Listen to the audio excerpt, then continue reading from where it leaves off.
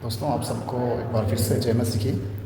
मैं एक बार फिर से आपके बीच में एक ज़रूरी विषय को लेकर आया हूँ। आप थोड़ा समय निकाल के इस वीडियो को ज़रूर देखें। आज का जो वीडियो का बनाने का मेरा जो मकसद है वो यह है कि एक पास्टर कैसे मजबूर हो गया, मतलब कैसे उसको मजबूर होना पड़ा कि वो चुनाव लड़े।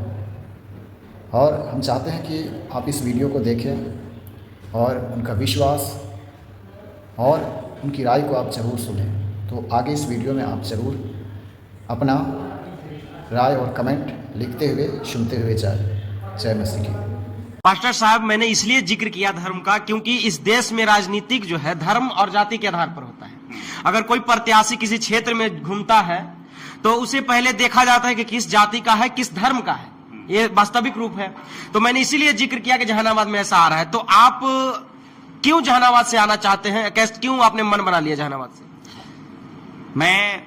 मैं जब भी मोबाइल खोलता हूं और मोबाइल में जब खबर को मैं देखता हूं तो मेरा दिल झकझोरता है। मेरी अंतरात्मा इस बात को कहती है कि मैं एक पढ़ा लिखा व्यक्ति होकर के देश के लिए मैं कुछ नहीं कर पा रहा हूं। मैं लोगों को आध्यात्मिक शिक्षा देता हूं, बाइबल का ज्ञान देता हूं। बाइबल में जो परमेश्वर ने बताया है कि एक स्वर्ग और नर्क का कॉन्सेप्ट बाइबल में है। स्वर्ग और नर्क है क्या? स्वर्ग के मतलब खुशी, अच्छाई, नर्क के मतलब बुराई, कष्ट, दुख। जब कोई व्यक्ति अपने जीवन में सही आचरण करता है, जब कोई व्यक्ति के जीवन में अच्छाई आ जाती है तो निश्चित तौर पर उसका जीवन आनंद से भर जाता है, खुशी से भर जाती है। वही स्वर्ग है। अगर कोई व्यक्ति चोरी करता है, पाप करता है, तो चोरी का और पाप का कमाई क्या है? कष्ट है, दुख है, भोगना पड़ेगा ना। लेकिन वही कोई व्यक्ति इस प्रकार के चोरी करना छोड़ देगा, नशा छोड़ देगा, पाप छोड़ देगा, व्यभिचार छोड़ देगा, तो उस व्यक्ति के जीवन में अपरंपार खुशी आएगी, आनंद से उसका जीवन भर जाएगा। तो मैं इन मार्गों पर ही चलने वाला व्यक्ति हूं। धर्म मेरे लिए अच्छाई है। मेरे लिए धर्म का मतलब अच्छाई है। खास करके विधानसभा में आने का मेरा 2 उद्देश्य है। पहला उद्देश्य ये कि ऊंच नीच का भेदभाव और समानता का जो भेदभाव है इसको मिटाना बहुत जरूरी है। आज विधानसभा में ऐसे ऐसे लोग हैं जो घोर जातिवादी है, घोर मैं कह सकते हैं कि देश में सिर्फ नफरत फैलाने का काम करता है।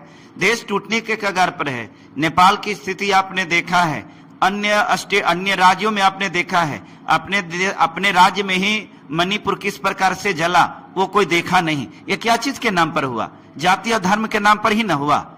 नेपाल में हुआ क्या चीज के नाम पर हुआ? जातीय धर्म के नाम पर ही हुआ ना। आज देश में CJI chief justice of India Gavai साहब के ऊपर एक विशेष वर्ग के द्वारा जूता फेंका गया, जातीय धर्म के नाम पर न हुआ। उसने क्या आरोप लगाया कि उन्होंने कहा कि तुम विष्णु का मूर्ति लगवाना चाहते तो खुद विष्णु से कह दो। ये तो धर्म का ही मामला है ना। आज आप बताइए कि हरियाणा में जो एक दलित डीजीपी के नीचे एक रैंक के अधिकारी थे, इतने बड़े अधिकारी कौन, पूरन तो हैं, नाम मैं भूल रहा हूं, क्षमा चाहता हूं, उन्होंने सुसाइड किया, आत्महत्या किया। तो उनको टॉर्चर किया गया दलित के नाम पर। इसी तो ये जाति धर्म के नाम पर ही है ना। आज देश में कोई ऐसा व्यक्ति नहीं मिलता है कि जाति धर्म से उठ करके इंसानियत की बात करने वाले लोग नहीं मिलते हैं। ये देश कहां जा रहा है? इस देश में राजनीति कहां जा रही है? आज वोट करने वाले लोग जो भी हैं वो सबसे पहले पूछते हैं कि आप कौन जाति के हैं, कौन धर्म के हैं। जाति और धर्म को देख करके जब तक आप वोट करिएगा आपका लोकतंत्र मजबूत नहीं होगा। और मैं एक बात आपके माध्यम से, मैं जितने भी मतदाता हैं, जितने भी जनता है, उनको भी एक बात स्पष्ट कर देना चाहता हूं।